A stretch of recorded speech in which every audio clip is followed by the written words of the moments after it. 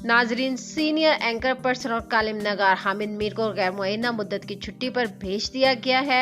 Senior सहाफ़ी हामिद मीर ने BBC से गुफ्तगू करते हुए कहा कि चैनल की इंतजामिया की जानिब से इन्हें कहा गया कि पीर को वो ऑन एयर नहीं जा रहे। इनके मुताबिक ये बात 2-3 दिन से चल रही थी।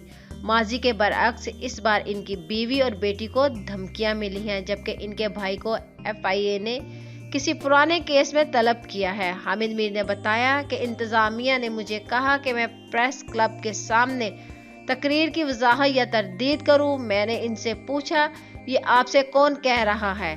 जियो की इंतजामिया भी तस्दीक कर चुकी है कि हामिद मीर पीर से अपने शो की मेज़बानी नहीं करेंगे और इन्हें कुछ अरसा के लिए छुट्टी पर भेजा गया है। इंतजामिया के मुताबिक हामिद मीर अभी भी जंग ग्रुप से वाबस्ता हैं।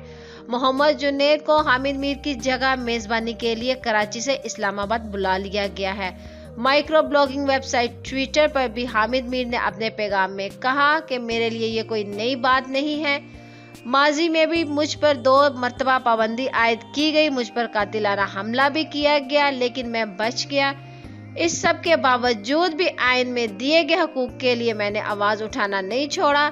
इन्होंने कहा कि इस मर्तबा मैं नताइज भुगतने के लिए तैयार हूँ। चूंकि मेरे खानदान को धमकाया जा रहा है, लिहाजा मैं अब किसी भी हद तक जाऊंगा।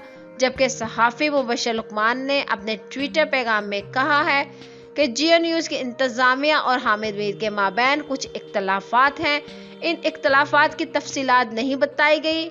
ऐसा लगता है कि चैनल और एंकर के माबैन एक तवील मुद्दती ताल्लुक अब ख़त्म हो जाएगा। तो नाज़रीन, इस वीडियो को लेकर अपनी कीमती राय का इज़हार नीचे कमेंट्स बॉक्स में ज़रूर करिएगा। वीडियो को लाइक करने के साथ साथ हमारे चैनल को भी सब्सक्राइब कर दीजिएगा ताकि लेटेस्ट अपडेट्स मिलती रहे।